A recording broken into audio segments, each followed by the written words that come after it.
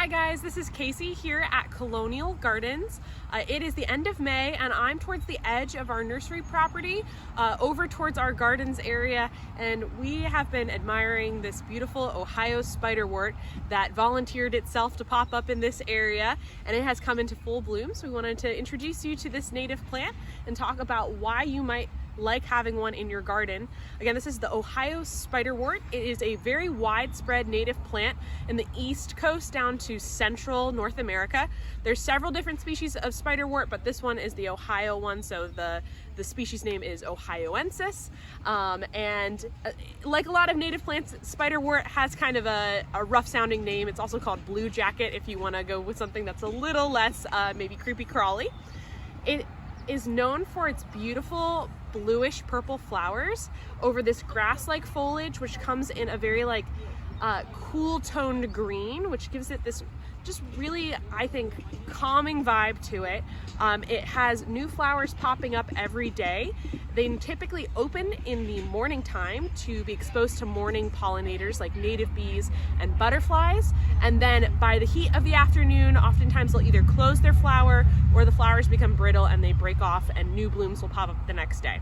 So this has been in bloom for well over a week here at the store, and they're known to be a fairly long blooming perennial as far as perennials go, and they could go up through July. So we'll keep an eye on it here at the store just to see if that really lives up to its reputation or if that's an exaggeration for it. So you can see it's got a couple clusters of these flowers that have the 3 petals. It has a little bit of pollen in the middle, and it's got these cute little hairs in there too, which up close it makes it a really striking flower. And it's got a bunch of buds on the way right behind it to help fill out again. It is a clump forming perennial. This is about the mature size height wise. It gets about 3 feet high, and typically it's about 1 to 2.5 feet in spread. If it's really happy in a spot, it will self-seed and it can become kind of weedy. You'll see it appear in ditches along highways and in other opportune spots. It's very tolerant of clay soils. It just doesn't want to sit super wet. So this one, like I said, is a volunteer. We did not plant it here, and clearly it's got some things going for it. It's in full sun. Full sun, they typically are going to do very well. They actually do great in part sun too if they get a break from the afternoon sun, but they might not flower quite as well as they do in full sun conditions.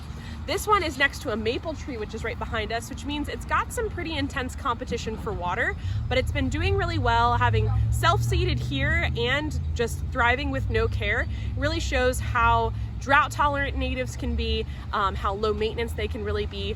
Over time, if this continues to grow and the middle ends up looking a little rough or gets very dense, we could divide it, but it will probably be a couple years before we need to do that.